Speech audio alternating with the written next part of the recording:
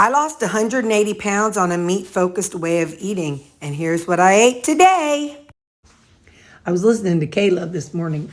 I know, it's just excess skin and fat. That's not my boobs, but it does look pretty rough. Anyway, it's okay. I was listening to Caleb this morning, and he was talking about how in the Bible it says something, and it's pretty, I had never thought of it this way, but it's whenever they had captured Peter and one of the apostles. Let me see. Peter and who? Come on, Peter and somebody. Peter, pumpkin eater, had a wife and couldn't keep her.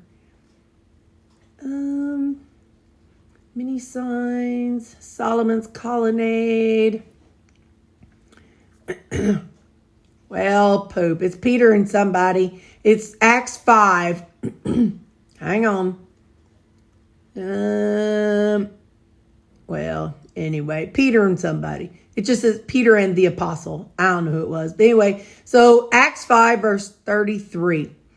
So they had taken the Peter and whoever the apostle in, they had taken him in the Sanhedrin and this is bad, shouldn't do this. And then they were upset, and then all the Pharisees kind of got together. And one Pharisee, this is really key, and I'd never heard it from this angle before. I've read this verse tons of times, but it says, "Men of Israel, be careful about what you're about to do to these men. Some time ago, Theudas rose up, claiming to be somebody, and a group of about 400 men rallied to him. He was killed, and his followers were dispersed, and it came to nothing. And after this man, Judas the Galilean rose up in the days of the census and attracted a following. He also perished, and all of his followers were scattered." He said, so in this present case, I tell you, stay away from these men and leave them alone. Okay, now listen, here we go. This is where it's getting important. "For if this plan or this work is of human origin, it will fail. But if it is of God, you will not be able to overthrow them. You may even be guilty. You may even be found fighting against God." So then they let him go or whatever they did. But anyway, 2,000, this is what they were talking about, Caleb. 2,000 years later, we are still talking about Jesus. And people are dying for Jesus. I heard somebody say one time that people won't give their own life for a lie. People won't give their own life for the truth half the time. But how many times you hear about these professional criminals and these guys that are in the mafia or whatever, they flip on somebody and rat them out. And that's for the truth. So I've heard that nobody has ever been willing to die for a lie. So if this stuff, if the whole New Testament was not accurate, I think 11 of the disciples would die for a lie. So that's pretty serious. I was talking to Mom. I'm like, I don't even know. They're talking about people around the world that are being persecuted because they're Christians and they're being killed. And she's like, I don't know if somebody said, we're going to kill your grandchildren unless you deny Jesus. And she's like, I don't know that I might still deny Jesus to stay their lives. She's like, I know that's not what we're supposed to do. So if we would be even Peter denied Jesus in the beginning, So it's just something to think about. But even back then, if it is of God, you will not be able to overthrow them, and you may even be found fighting against God. So 2,000 years later, this is still going on when the previous ones had failed. Thought I'd share that. Okay, anyway, bye. Can somebody come save me, please? I can't move. I can't even roll away from this boy's tongue because Baxter's stepping all over me. Whew. Okay, one going. Dude, you want to go potty? All right, that'll get him up and moving. So it's raining, and Baxter went out and went potty. And so None of the others want to go out in the rain, but he did. So Sammy's helping him dry off. Oh, good, sweet Sammy. He's such a sweet boy. He's such a good, sweet boy. Who you wrestling with? Who you wrestling with? Is he wrestling with you, boy? Is he wrestling with you? I heard a bunch of, get up here, Sam. Get up here, Sam. Come on, get up here, boy. Come on, get up here, Sam. I don't hear those two wrestle very often. So, but they did when I brought back. Hey, quit humping him. That ain't how you wrestle. It ain't that kind of wrestling, buddy. Anyway, when I brought Baxter home, he would wrestle with Sammy. But now he says, time out. I can't wrestle. I got in trouble.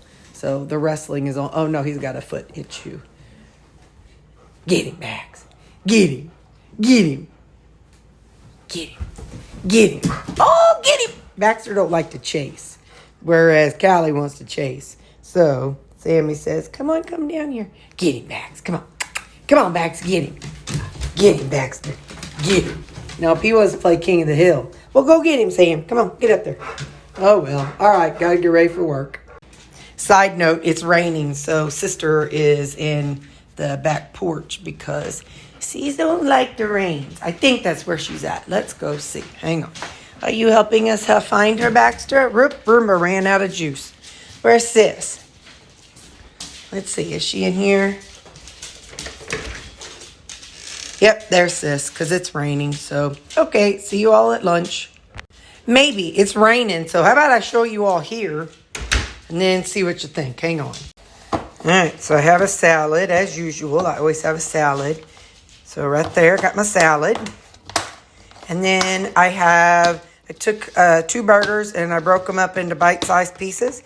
And I put some Braille sauce on it and some sprinkled cheese, that grated Parmesan cheese. So that's going to be my lunch. So guys, I'm just not even going to go out and show you.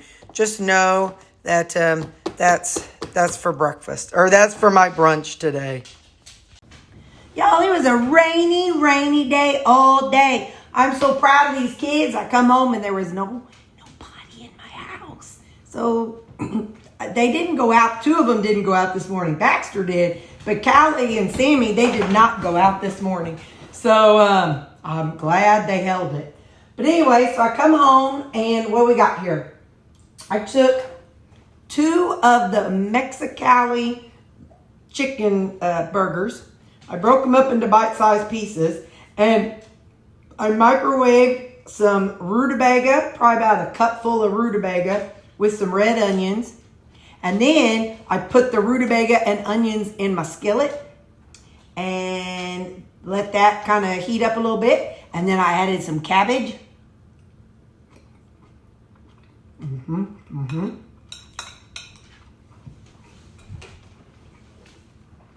It's a better look.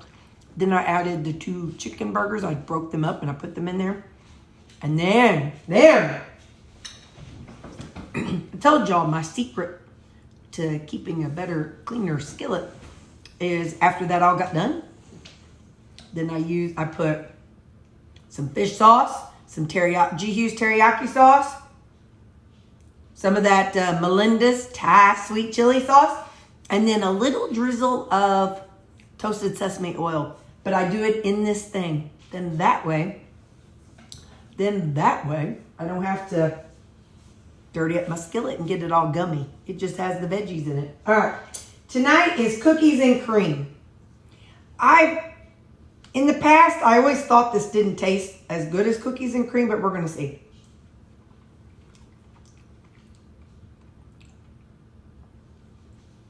No. It almost tastes like it needs chocolate.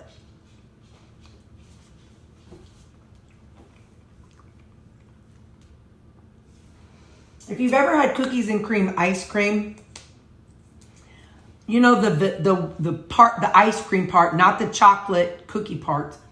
This does taste like the white part, but the whole point of the white part is to have chocolate in it.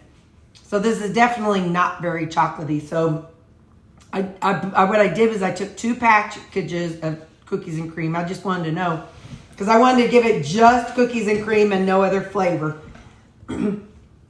It's okay. I'm going to eat it because y'all know I'm going to eat it. But if I ever forget and buy it again, I will definitely put it with the either chocolate or with the chocolate peanut butter. I'd put anything with chocolate peanut butter. I put a pile of poop with the chocolate peanut butter and it tastes good.